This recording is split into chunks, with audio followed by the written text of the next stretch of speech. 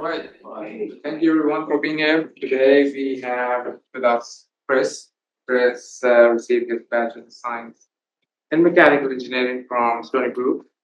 And his PhD from Yale. He was then a postdoctoral scholar at Stanford before being a staff scientist at San Diego and joined UNH in early 2000 and has been serving as a volunteer mechanical engineering since 2019. And his basic research, his research interests broadly encompass experimental investigations of high Reynolds number turbulent flow. And today he's going to talk about some of the more recent experiments that he's been doing at the FPF with regards to scalar dispersion regimes in wall-mounted cylindrical sources. All right, thank you, Zishan, and thank you for the invitation. Yeah. And thank you for being here despite the potential for snow. So, obviously, I'm going to speak about transitions in scalar dispersion and highlighting transitions. But I do want to acknowledge certainly my co-authors, Kofi, my PhD student, did a lot of the heavy lifting. So he taken the majority of these measurements, as long as with Juan and Terry, and then our collaborators at Schlumberger. So just in terms of the motivation, so I sort of have two motivations here. So if you look at a near neutrally buoyant plume released from an elevated source, so we'll say this is our elevated source, in a neutral or stable atmosphere, it will at some downstream location interact with the ground. So if we just imagine this plume spreading in this vertical direction at some position down here, the plume will interact with the ground. And obviously that the interaction with the ground is important for hazard mitigation in terms of that ground level exposure. Now, I know it's hard to see, and I'll talk more about it in the following slides, but the stack height here is denoted by H, but the plume center line is denoted by sort of capital H, which is this little h plus this delta H. And that delta H is going to depend on plume rise or fall. So if you have a buoyant plume, you'll have rise. But in these scenarios where you have wall flow interactions at or downstream of the release geometry, the dispersion will be greatly influenced by sort of these wall flow interactions, and it will locally dominate downstream where the plume interacts with the ground. So you sort of see this cartoon here where we have a sort of higher stack and a smaller stack, and we have release from the smaller stack and the larger stack. There could be sort of some inversion layer that prevents that plume from rising, and then that plume will sort of be somewhat influenced by sort of this near wake recirculating zone that brings this plume down towards the ground. And in a similar way here, if you have a structure downstream of the release source, that structure again will influence where that plume sort of interacts with the ground. And one of the complications here in terms of modeling is, in this case here, it's simple. You just have a fixed delta H, and sort of my plume will sort of stay on that center line. But in these cases, that plume center line is a strong function of X. And in terms of modeling, you have to capture that.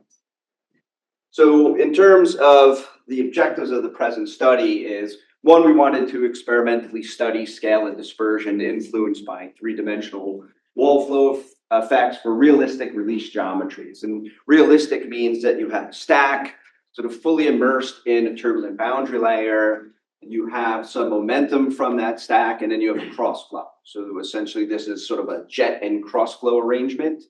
And we wanted to have sort of realistic release geometries, not sort of infinite point sources, but some finite source at our release point.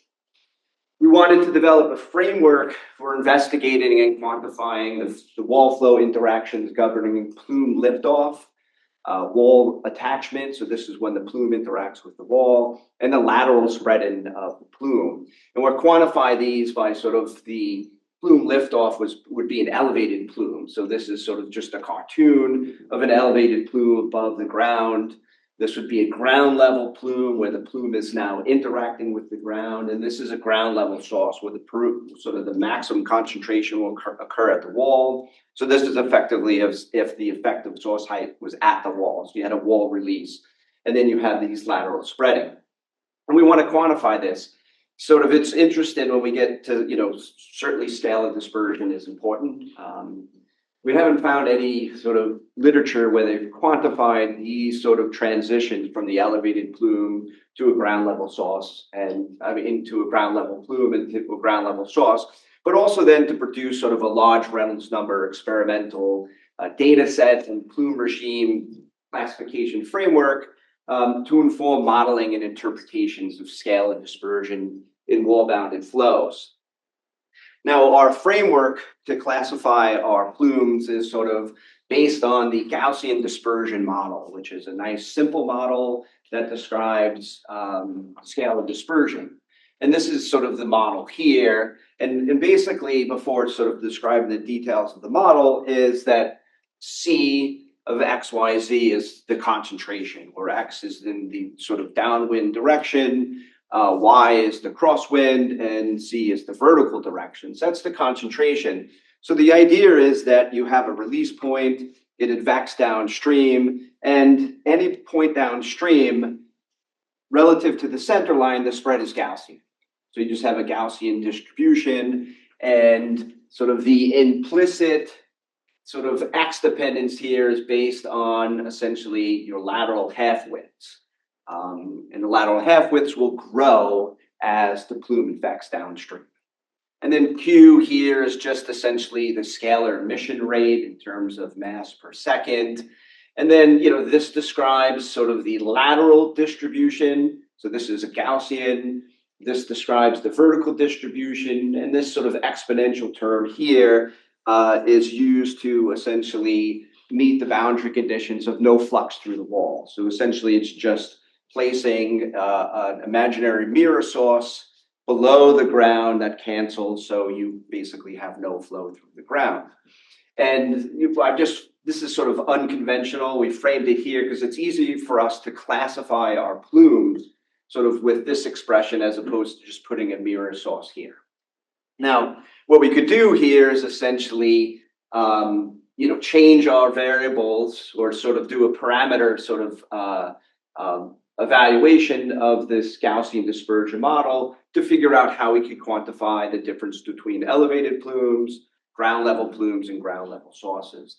And, sort of the modeling parameter here is this tilde h of s, which is essentially the stack height itself, where this will be h of s. And that delta h of s will depend certainly if the plume is approaching the ground or moving away from the ground based either on sort of near sort of wall flow interactions or buoyancy effects. So we're particularly be concerned with that value. So the plume classification metrics that were used is essentially, we'll see that the modeling parameter is the ratio of the effective source height relative to the plume half width. So if you can imagine, if this is sort of very large, then that means that the plume half width is small, right? So the plume is not going to sort of interact with the ground.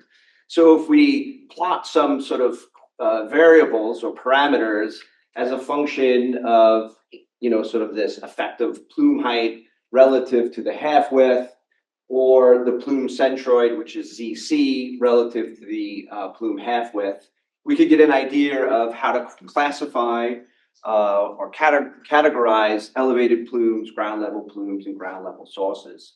So if we look at the wall normal peak location of peak concentration, which I'll denote by Z subscript M, relative to the effective source height, for elevated plumes, essentially that ratio is 1. So when you have an elevated plume, the maximum concentration occurs on the center line.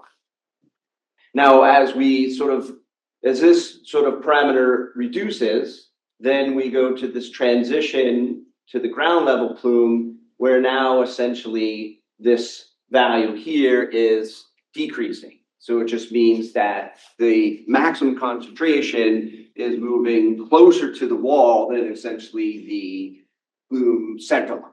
And this is because essentially of the no penetration or no flux condition due to the wall. That is, you have an accumulation of scalar concentration as the plume is starting to interact with the wall. And then that proceeds down where essentially at some position, the maximum concentration is at the wall. though the effective source height could be a little above the wall.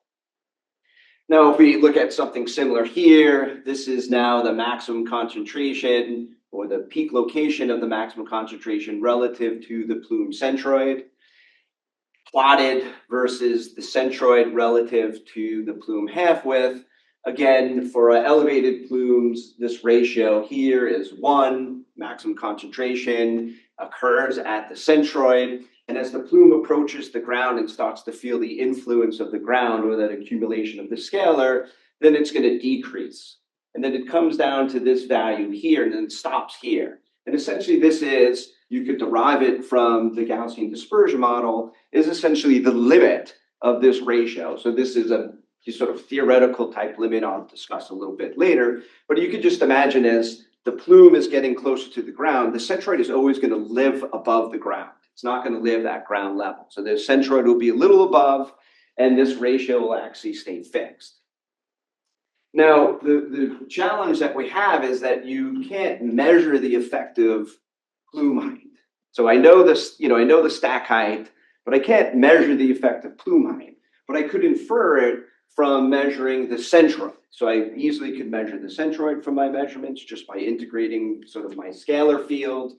And so here I plot essentially the effective plume height, this should be an S, relative to the plume half width in the vertical direction against the centroid normalized by the plume half width.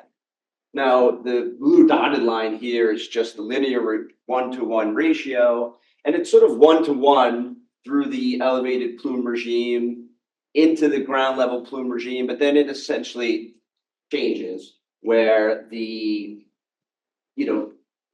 can't just measure the centroid and determine H of S or the effective plume height unless you could model it. So this green dashed line here is just a parameter fit. So the idea is I can measure this ratio here and then infer this ratio, which is a model input parameter. So I could determine that purely by the measurements. Now, the limiting value in terms of the theory is, as I said before, it comes down here and it doesn't get below this value.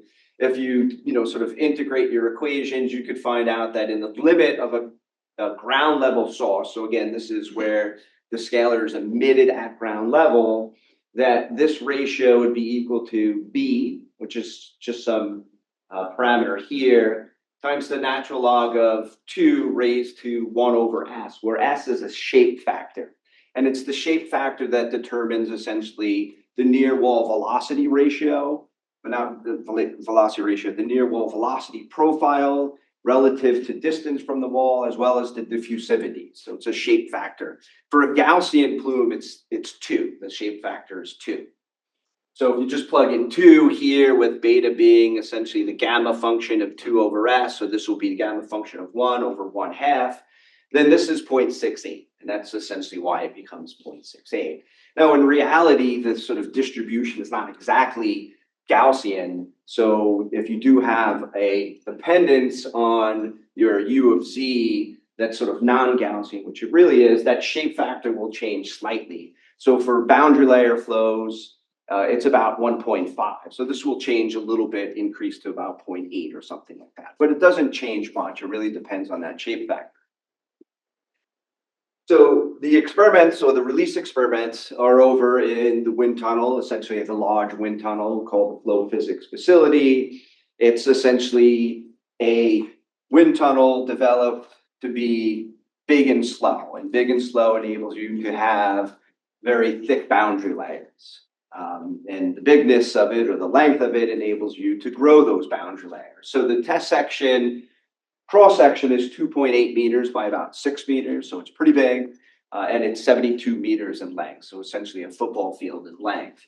The maximum boundary layer thickness is about 0.85 meters, so this is for a clean boundary layer. We could thicken that by putting spires, but we haven't done that for these studies here.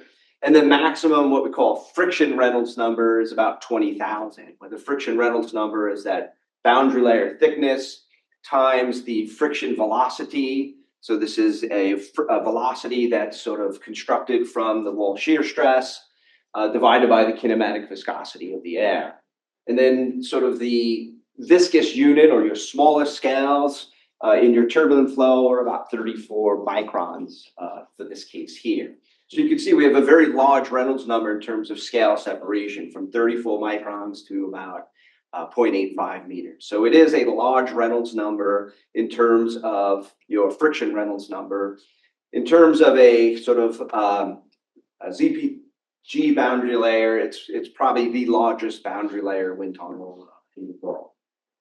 So the flow without modifying anything is a canonical zero pressure gradient boundary layer flow. So long, but I just give you details of our release experiment. So the scalar that we're going to release is 5% methane and 95% nitrogen. So that's the scalar that we're releasing. The density ratio to the ambient air is 0.95. So it's released at essentially the same temperature. The release velocity and aperture diameter. So we're going to sort of inject the scalar at a velocity of about 1 meter per second. The wind tunnel's free stream velocity is always going to be larger than that. So we're really looking at low momentum releases. And the reason we're looking at low momentum releases is if the jet momentum is much greater than the cross stream momentum, it will sort of break out of the roof wake boundary layer, and then it's just an elevated plume that's going to infect downstream. We're really interested in how the structure affects the plume dispersion. So we're looking at low momentum releases, and releasing from a diameter for all cases is about 20 millimeters. So the release location is upstream in the wind tunnel, about 27.5 meters from the inlet test section. So the boundary layer there in terms of its thickness is about 0.5 meter. It will vary for our different cases, but roughly about 0.5 meter.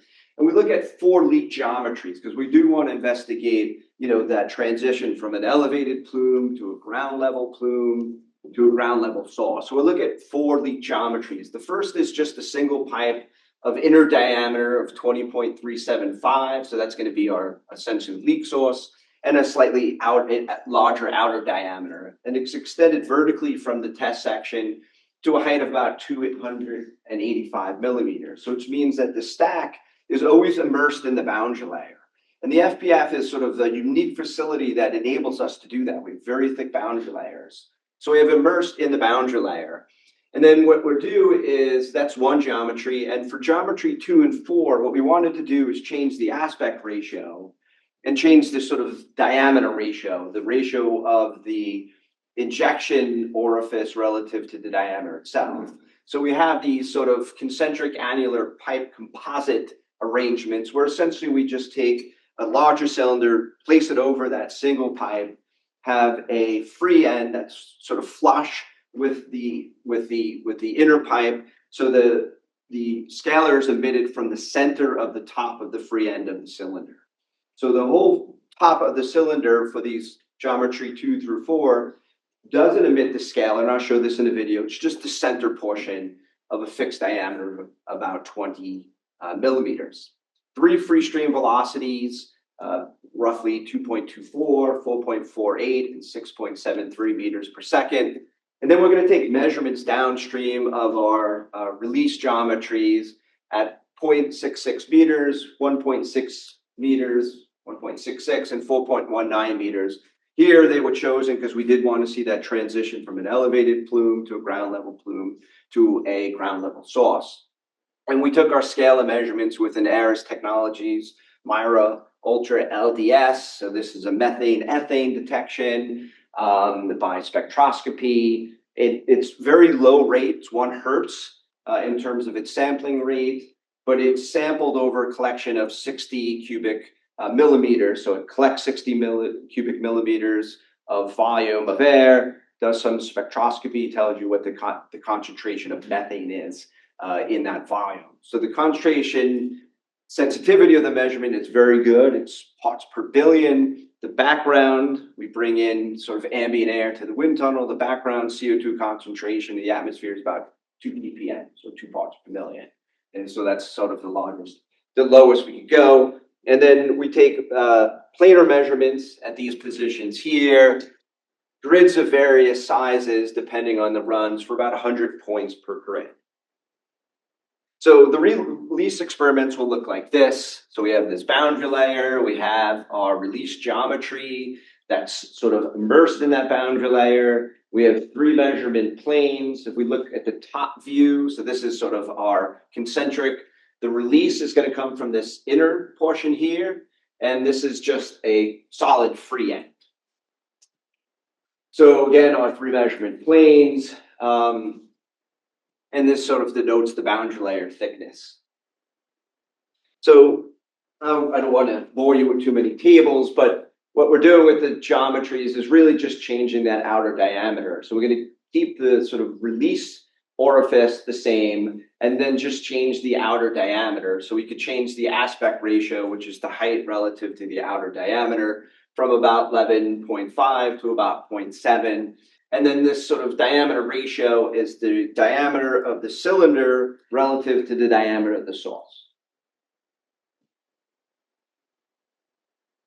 And I'll tell you what we're plotting, but this is really just speaking about the plot. So we sort of denote the different geometries by a plus, a dash, a cross, and a vertical line. Our U infinities, essentially by color, or our ratio R, which is a momentum ratio. So for jets and cross flow, you define a momentum ratio as this. So it would be the density of the scalar times the velocity of the scalar squared over the density of the ambient air relative to the free stream velocity squared. For density ratio close to 1, this is about essentially just the velocity ratio.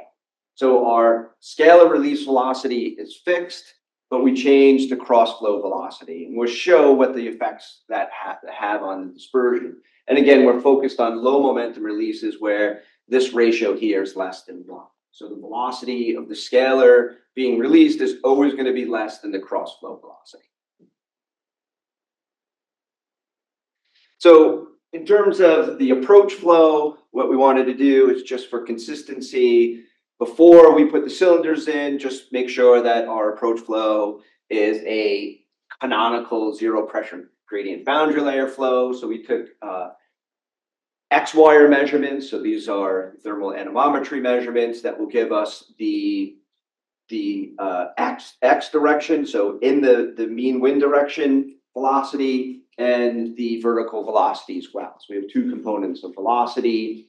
Here we're plotting the mean velocity as a function of distance from the wall, and these are in inner variables. So inner variables is we're normalizing velocity by the friction velocity, so relative to the shear stress, and the distance relative to the friction velocity and the viscosity.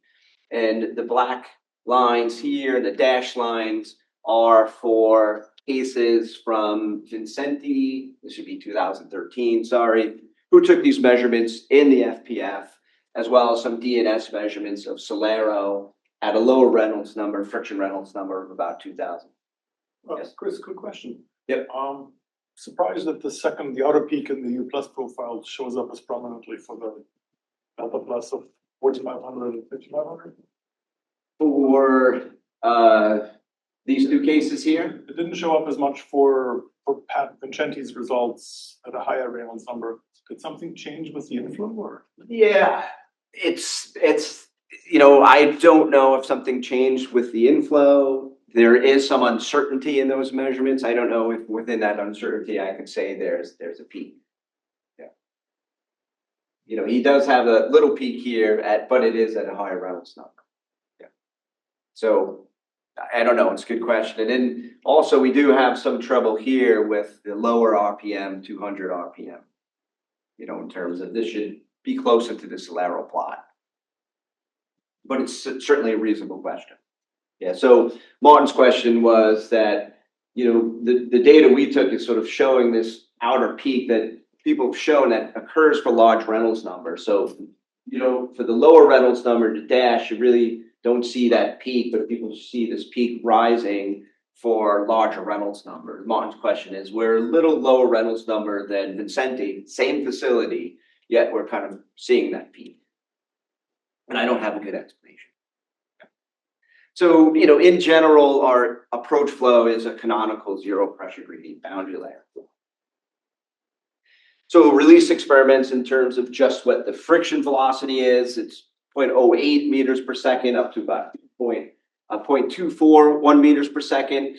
Boundary layer thickness obviously is going to get thinner as we have a faster speed, but on the order of 0.5 meter. And then our friction Reynolds number are still pretty large in terms of experiments.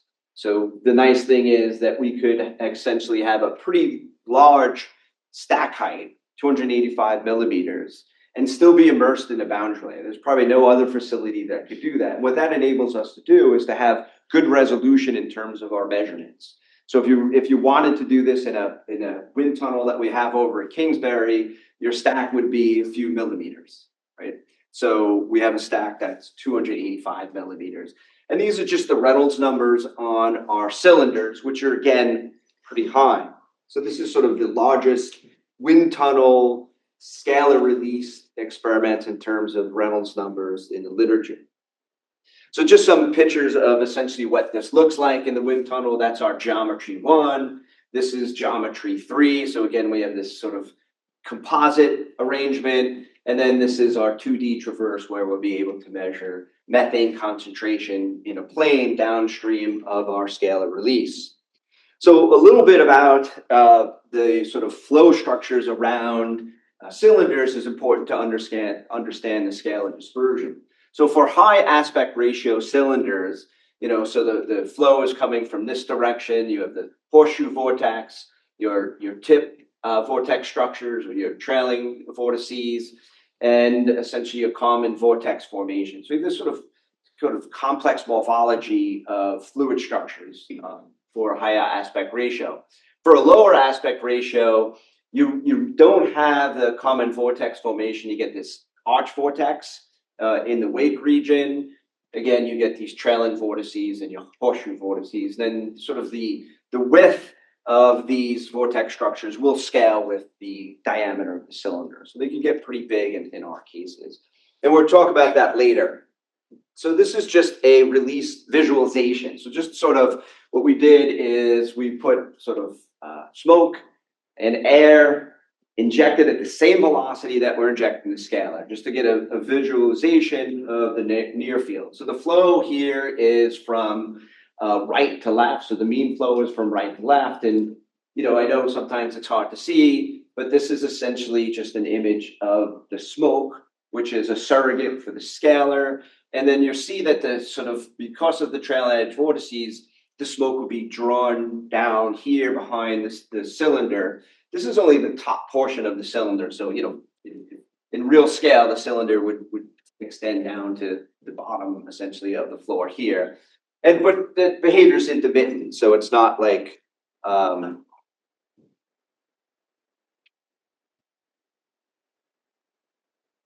don't know how better on that screen than on this screen. This screen, you can't see anything. So you'll see essentially that the scalar will get drawn into the wake of the cylinder. So there's a downwash that's pushing this plume down towards the ground due to the trailing vortices.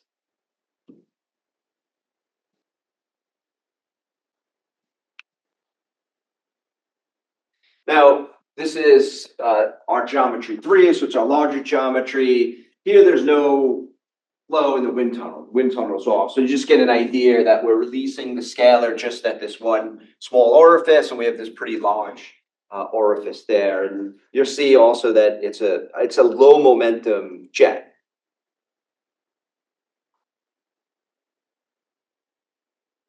And then when we turn on the wind tunnel, essentially in this case, the wind tunnel will be from left to right, just based on this orientation. This plume is going to bend down, right? And it bends down based on that ratio of the jet momentum to the cross-flow momentum. If the jet momentum was much greater than the cross-flow, the jet would extend, vertically for a while and then bend over as the jet loses momentum due to entrainment. But for our case here, low momentum, this is going to bend over right away. And I'll show you that in the following video. So just to frame it, so this is the cylinder here, the outer cylinder, and then the release is right there. And in this case, the velocity, the free stream velocity is right to left. And what you're going to notice is quite interesting is that so unlike the small pipe where the scalar just advected downstream, our scalar is going to advect upstream.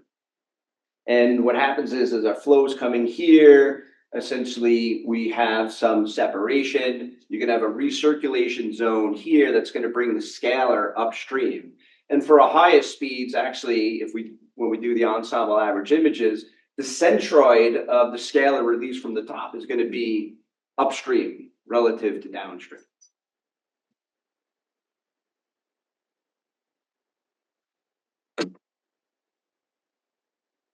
Again, this is the upstream position. So again, you can see it better on that screen, but you'll see that essentially you have, essentially some oscillations here. I'll call it centroid flipping. If I look at these instantaneous images, compute the centroid based on the intensity, sometimes the centroid is upstream and sometimes it's downstream of that release point. The ensemble average mean will show that it's upstream. So you have this really strong separation here that creates a lot of dispersion. So you're going to sort of diffuse your scalar concentration on the free end. And that's shown here. So this is geometry 1. So flow is now left to right here. And these are the different sort of momentum ratios, if you could imagine different free stream velocities of the wind tunnel. So our low velocity, intermediate, and high velocities. And you can see essentially that there's an influence of the momentum ratio. You can see that the scalar will extend beyond the pipe or our release geometry. So this is geometry 1 and this is geometry 3. And we could see that there is certainly some effect of the momentum ratio. But if you look at this case here, so this is upstream and this is downstream. So the upstream has a higher concentration or higher, essentially a higher concentration than the downstream. So now we're going to take the scalar measurements. We're taking the methane measurements, 2D planes. So I'll show essentially 4 identical figures or plots for the different geometries. So this is geometry 1. The measurement planes increase left to right. So 0.64, 1.66, 4.19 meters. So the scalar is coming out of the screen. And then this is essentially the momentum ratio. So this is the highest momentum ratio or the lowest free stream velocity, and this is the lowest momentum ratio or the highest free stream velocity. So we'll see here that for this geometry, and the vertical height is normalized by the stack height, so the pipe height. So 1 is essentially the height of the cylinder. So you see that as we sort of move downstream for this case, that the plume is moving towards the wall. So here would be an elevated plume, and then it's starting to interact with the wall. And we can see that for all cases, though there are some differences. The dashed black line here denotes the isocontour of the concentration that's 50% relative to the max concentration. So where the peak concentration falls to half its value is denoted by the dashed line.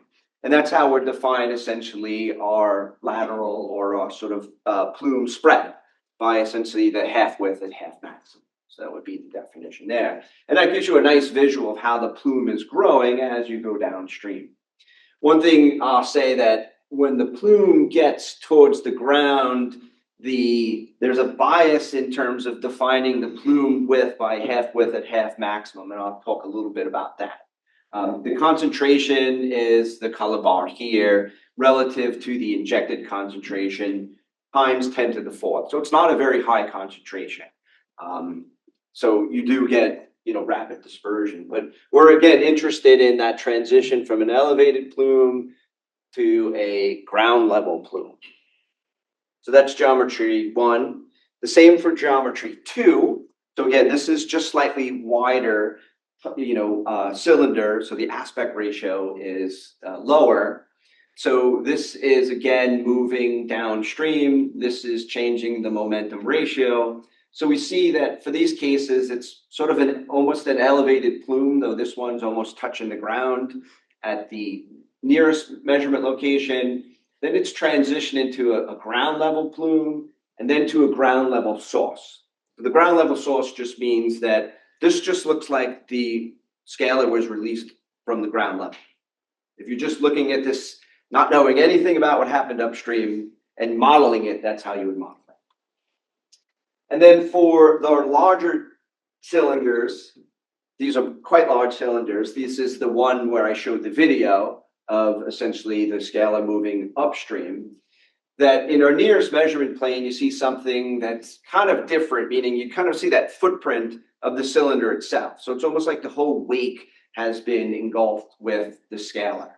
And then as you move downstream, you go from something that maybe I could classify as a ground level plume because it's interacting with the ground, but certainly to a ground level source as we go down here. You can see that in terms of our field of view in the lateral direction, it extended past it. So we just took some wider view measurements. So that's showing this profile here, this column here, essentially just with a wider view. So the plume is getting really wide laterally. So this is greater than, 2 stack heights. So plume's growing laterally really fast, but it's not really growing vertically, right? In terms of, so this is just less than 1 stack height or pipe height. So it's growing laterally, but not vertically. There's a suppression of that sort of vertical growth when the plume goes through this transition of a sort of, maybe I'll call that a wake cavity plume to this ground level source. And I'll explain that as we move along, but I just wanted to point that out. And then the same for our larger geometry here. So though we see some differences in terms of the effect of the momentum ratio, meaning this position here is still very different than this here. This looks like a ground level source. Here I could still see a footprint of that cylinder. So just measuring the plume spread, which is important for modeling. Here we just measure the area inside the isocontour of the half width, and then look at how that varies with X. So for geometry 1, 2, 3, and 4, 1 just grows nice and linearly, so it's just kind of spreading out. The dashed lines is just essentially the gradient of that growth. I know we only have 3 points, but we can take some gradient, kind of flat. For geometry 2, we see that the plume kind of grows, and then when we see that it starts to interact with the ground, that growth rate kind of is suppressed. You can see that here in the dashed lines. And these are for our larger geometries, which show this one's different. I won't talk about it today, but I have some ideas of why this sort of momentum ratio gives us different behaviors from here. But the point that's important is that this is standard kind of plume evolution growth. It will grow as some, kind of linear if both the half widths are growing as x to the 1/2. It may grow a little larger if those half widths are growing. But this behavior is very different, meaning that when we interact with the ground, our dispersion is very different. Here's the plume spread at half width. The solid curve is the lateral full width at half maximum. So this is laterally, and the dash curve is vertical. And the important thing is here that for our elevated plume, our sort of single cylinder, that you're getting, sort of this nice expected behavior. It's just growing, as you move downstream. But for our other geometries, the lateral plume width grows, the vertical remains flat, so kind of steady and flat. So I'll skip, for time, just the other measurements of that. So, just in summary, geometry 1 shows standard Gaussian dispersion modeling, meaning your half widths grow as some power of x. The other geometries, 2 and 4, that are in where the plumes strongly influenced by the structure itself, show very different plume growths relative to standard Gaussian modeling, meaning we have a suppression of the vertical plume spread and enhancement of the lateral plume spread. So this is our plume classification. So essentially, I can now classify my plumes based on sort of the analysis we did earlier. So we're plotting the peak location of maximum concentration relative to the centroid versus the centroid relative to the half width. So just to kind of frame you again, if this ratio is greater than 2, it's an elevated plume. So elevated plume out here. Between 0.68 and 2, it's a ground level plume. So that would sort of be here in the curve. And then at 0.68, it's a ground level source. So in terms of the classifications, geometry 1 will go from an elevated plume to a ground level plume. Geometry 2 goes from sort of an elevated plume to a ground level source, ground level plume to a ground level source. And then 3 and 4 go, very quickly to a ground level source. This isn't really a ground level plume in terms of the definition. It's more of like a cavity plume. But again, if you just looked at this, you would say it's a ground level plume. It's interacting with the ground. This is a similar plot showing the same thing. So this is, again, just the classifications of what I described in terms of how the plumes are transitioning. Now, what I wanted to do is say, okay, the Gaussian dispersion model is nice because it's simple, right? I don't have to do RANS calculations. Well, RANS would even be tough. An LES calculation. I could use this Gaussian dispersion model if I could model things correctly. So what I wanted to do is say, well, if I take the Gaussian dispersion model, I do the crosswind integration as shown here. So I integrate that long equation I showed before relative to the y direction. That will be essentially our crosswind integrated here, denoted by a prime. And then if I normalize that by its peak value, I get something messy here, right? So I normalize this integration by the peak value, I get something here where I have the peak values, the peak location of the maximum concentration denoted here as Zm. I have my effective plume height, H tilde, Zm is in there as well. This is complicated only for a ground level plume. For an elevated plume, it simplifies because Zm and Hs are the same. For a ground level source, it simplifies because Hs is 0. The effective height is 0. This is really only at the intermediate. So what I wanted to do is say, well, I measured all these methane concentrations. Let me see if I take my measurements for Zm and my inferred values of my effective height relative to my half width, will this Gaussian dispersion model actually do a decent job of predicting my measured concentrations? If it does, it gives us some sort of optimism that maybe we could use this simple model to model these complex dispersions.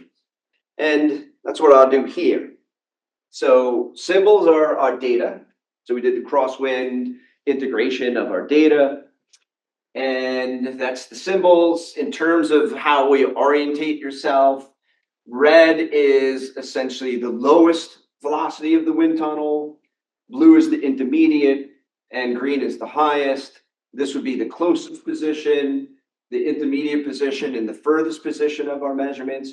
And the dashed lines are what's predicted from the Gaussian model using our input. Yes, Mark. A quick question on this. So it looks like your buoyancy effects are only entering through delta Hs. The buoyancy effects in a Gaussian model will, well, if you, this would be for a stable or a neutral atmosphere. So when people modeling atmospheric boundary layers, there's other terms in there. But the delta Hs then actually determines like how much the plume rises or falls. Yes, that is correct. And so did you include the measured delta Hs to then That is correct. calibrate your model? So Well, I didn't include, I input my delta Hs into the Gaussian model. That's what I did. So the idea is, can I measure something that gives me a pretty good prediction? Does our classification, and you can see it actually does a pretty good, prediction in terms of geometry 1 and geometry 2. There are some, detail differences like here that we could talk about, but it does a pretty decent job. Even for the larger cylinders or the lower aspect ratios, it does a decent job as well, except in these cases here. So this case, this case, this case, maybe that case too, where you have a cavity plume. A cavity plume is not going to be Gaussian in any stretch. So the idea is maybe if you could initialize something with a Gaussian plume and then predict what that evolution is of the effective source height, I could predict essentially what that concentration is going to look like downstream. So that's the idea there. So in terms of a summary, using measured and inferred model parameters as input, the Gaussian dispersion model performs reasonably well. Areas where improvement or hybrid models are needed is wake cavity plumes. The Gaussian dispersion model does poor. The immediate transition from a ground level plume to a ground level source kind of doesn't capture it exactly. And then the ground level source as well, though I'd say there are improved wall models. So essentially that shape factor is not really 2 for a real boundary layer flow. It's close to the 1.5. And that could be sort of, analytically determined by saying I have a power law velocity as I expect, and I get something where the shape factor would be 1.5. But it's pretty good. Now, trying to explain what we see in terms of the growth of the plume, we'll take, again, hot wire measurements, X-wire measurements, behind the cylinder for our different geometries at the same location where we took the scalar measurements, absent of scalar injections. We're really just quantifying the flow here. The top row is the mean velocity in the streamwise direction. The second row is the mean velocity in the vertical direction. So this would be the velocity relative to the wall or away from the wall. And for a real CPG boundary layer, sort of a canonical, that velocity will always be finite, but positive, but very small. So 0.5% of the free stream. Really small because the boundary layer is growing. So your velocity in the vertical direction does have to be positive. This is the streamwise RMS velocity profiles, the RMS vertical velocity profiles, and the Reynolds stress profiles. And for normalization, I don't have measurements of the shear stress for these cases. It's kind of complicated. It's a complex three-dimensional flow. I just used the shear stress for the ZPG case measured at relatively the same velocity. Now, since it's only like a 5-meter fetch, that shear stress won't change much, but it gives us an idea. And then sort of the black curves is from Vincenti and the dashed curves are from Solero, just to kind of frame us in terms of how do we look relative to a canonical ZPG boundary layer. So you can see this is, again, our small pipe. You do have a velocity defect, since you have some drag on that pipe, so you're going to have a defect. And that sort of defect sort of reduces as we move downstream. So the cylinder injects a lot of turbulent energy that's going to decay, and eventually downstream we're going to relax back to our ZPG forms. Not entirely. We do have a vertical velocity, and here I'm not normalizing relative to the friction, but to essentially the free stream measured for the cylinders. So we have some positive velocity here, kind of relaxes, and then little downwash at our last plane. Again, this is 5% of the free stream velocity, which is quite high for a canonical flow. And then we can see that we're injecting a lot of turbulence or turbulent energy at the height of our cylinder. So I'm not showing them here, but the height would be different in terms of this normalization. I don't know why I got cut off. This would be Z plus. That's that plus unit. And we have a peak in our Reynolds stress out here as well. So very different than canonical. So canonical is that dashed line. And then things sort of relax as we move downstream to the expected value. So this is for the small pipe. Now if we go increasing our cylinder or decreasing our cylinder diameter or decreasing our aspect ratio, this is geometry 2, same idea, strong defect, relaxation back as we move far downstream. Here you can see that you have these sort of really large downwashes from essentially the, close to where the height of the cylinder is. So this would be from those trailing edge vortices that are creating a lot of downwash as we're sort of moving downstream. Now that downwash will decrease, but still remains down here. So there's a downwash which will be important, bringing high momentum from the free stream down towards where my plume is. And then again, the RMS velocity showing a lot of activity, even increased sort of values where my cylinder height is. And then the Reynolds stress is very non-canonical. It's very interesting. So you get the strong peak out here by the cylinders, which would be the trailing edge vortex or consistent with the trailing edge vortex. And you get these sort of negative peaks down here in terms of your Reynolds stress, which would be consistent with your base vortex pair. But to get these negative requires some interaction between the trailing edge vortex and the base vortex. So this is non-canonical, meaning you have, as out here, you'd have high momentum going towards the wall. That's what the Reynolds stress is doing. What this is doing is taking high momentum and moving away from the wall. So the idea is where this high momentum came from is that the trailing edge vortices are bringing high momentum down. The base vortices are capturing these and then pushing them up. But the base vortex close to the wall will sort of break up rapidly relative to the trailing edge vortices, and we don't see those here. So this is sort of a signature of that base vortex, and again, relaxing back.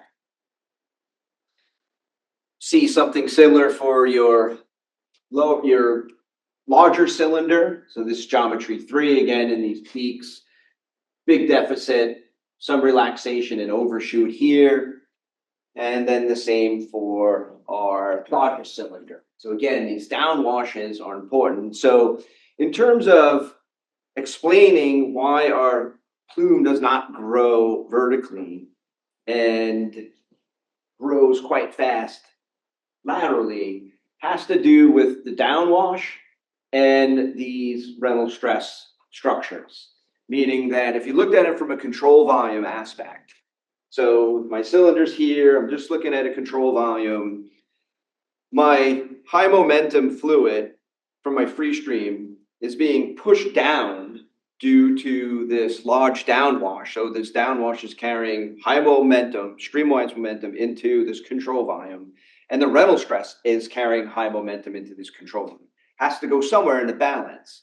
So that balance will redistribute that streamwise momentum. That's why we get closer to a CPG as we move downstream. Increase shear stress as well, because we're bringing high momentum, but also in a balance, increase that lateral sort of dispersion of my streamwise momentum. So the downwash, the peak Reynolds stress here, and essentially is what explains that the plume is being suppressed in the vertical direction by this high momentum coming down, and then increased in the lateral direction as we move out. Now, again, that will eventually decay as we move downstream. So this is just a description of that in terms of the math, right? So that red term is the combination of my Reynolds stress and my mean downwash velocity. It's negative here, but that's just based on the control volume analysis. W would be negative and U prime, W prime be negative. So that would be a positive term. And that has to be balanced by these terms here. So this term, I don't know where I put it. So the balance would be essentially from, essentially the momentum coming in and out in my front planes, or increasing my friction or my lateral fluxes. And so essentially it's this combination. I'm getting back to a CPG form. I really can't measure my shear stress, but certainly this will have some contribution, but also balanced by this increase in the lateral flux. So that's why I'm spreading out fast. So in terms of cartoon physics, this is what it would look like. So you have your trailing edge vortices here, your base vortices, your scalar emission. It will look something like this, where you have this large momentum transport coming down, and some lateral suppression. So if we just take a center line, vertical suppression, if I'm bringing momentum down, it has to go, by balance. Some of it is going to come out here. That's going to carry the plume out and really spread that laterally. So you're getting a very different type of plume distribution than you would expect by a Gaussian, right? So Gaussian is just the Gaussian, it grows Gaussian. So once that plume goes through these transitions, influenced strongly by three-dimensional effects. So back to my motivation, this wouldn't really occur so much when you have this elevated plume that's just growing, spread, and eventually interacting with the ground. It happens when plumes are affected by structures. And that's going to happen, at the release geometry, downstream. If we look at, processing plants, you have all these geometries that are going to affect essentially a release. And if we could understand, well, what's the governing physics for this release and how does our sort of structures around that release point affect its dispersion, we have a pretty decent chance of modeling. And at least in terms of the Gaussian dispersion model, at least, I provided evidence that, if you have the proper modeling in terms of the effect of height and essentially the growth of your half widths, it does a pretty reasonable job in terms of predicting what those concentration profiles will look like. But the idea is it's going to be strongly non-Gaussian, so we still have to capture that non-Gaussian, that being non-Gaussian somehow based on vertical suppression and the lateral enhancement. So I think I'm up with time. I don't know if I went over time. I did, sorry. But certainly thank you for your attention and thank you for being here in Stowe. Yes. Really nice figures. And I was, a few slides ago, I was going to ask whether there are any similarities after the plume attaches with the ground to a 3D wall jet.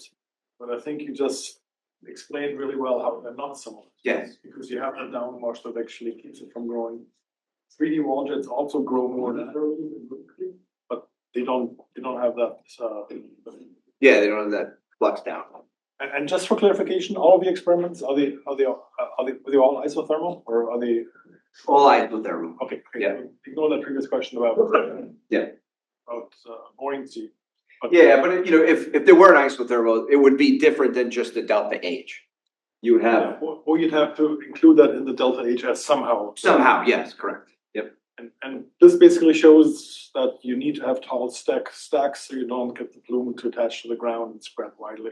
That's correct. But what happens sometimes is in reality you have that plume that may be from a stack that then interacts downstream with some obstacle, some large, and that's going to cause this. It's going to cause this sort of flux of momentum that brings everything down. And from a hazardous perspective, that's the worst, right? We get to the ground and then we just spread out laterally. It's not the ideal scenario. Yes. I also had a question about the H part.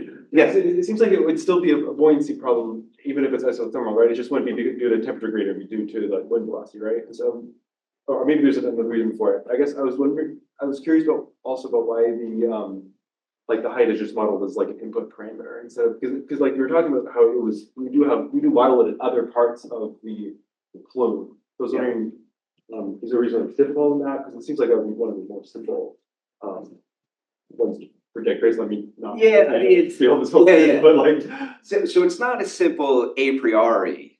So certainly if I even for all these geometries I couldn't predict a priori what that effective height would look like. Mm-hmm. I did measure it, and we did kind of construct a sort of data-informed model that actually performs pretty well.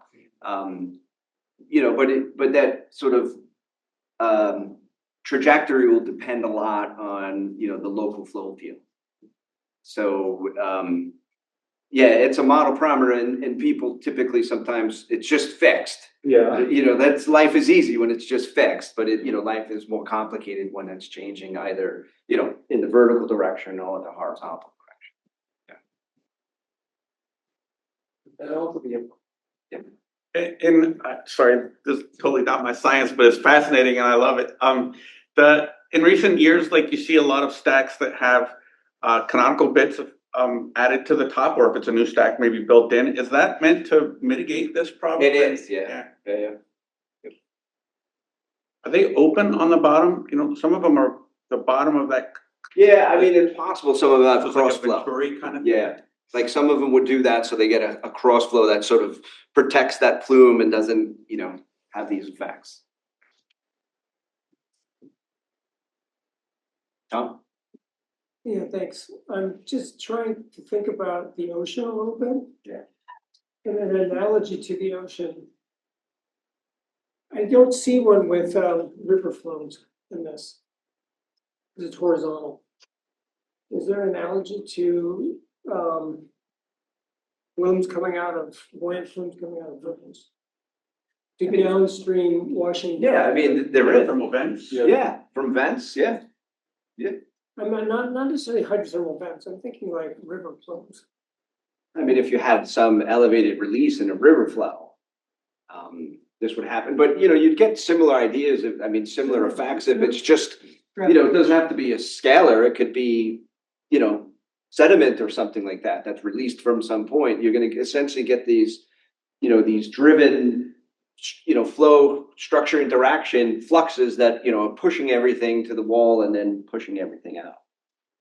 I don't know what scenario that would happen. We see a lot of stuff coming out of rivers. Yeah. And they don't always. We see a lot of dye and stuff stay in the near shore as it moves downstream. And that could be near shore, but that's pushing it very strongly onshore. Which I always wonder why that's happening. Why aren't we getting more mixing offshore? And these dynamics suggest that this downwash thing, I'm saying there's no downwash here. But there might be an analogy to that somewhere. Could be, yeah. I mean, certainly there has to be some flux that's pushing it. This stuff that comes out of rivers with this dye, it's 50 miles up the coast, still in the near shore. Which means when you have spills and things like that, or events like in LA or someplace, and they close the beach right there, that's dumb. Because it's 50 miles up the coast by the end of the day, still in the near shore. And they don't really understand it very well. And I don't know. I'm just curious about that. Also curious about, I hate it when I can smell my pellet stove coming out the top of mine. Should I lengthen? That's what's happening. Should I lengthen the thing? Yeah, I need to do something about that. Do we have any questions online? What if the boundary data is wrong? What was that? Boundary data. What if it is wrong? Oh, if the boundary layers rock, I mean, it would, the same principles will hold, but the sort of control volume and outputs may be a little different. There would be a significant downward action on. Yep. Yeah. I mean, you'd get a more rapid dispersion. Well, thanks again. I appreciate the invite. I appreciate you being here. Thank you.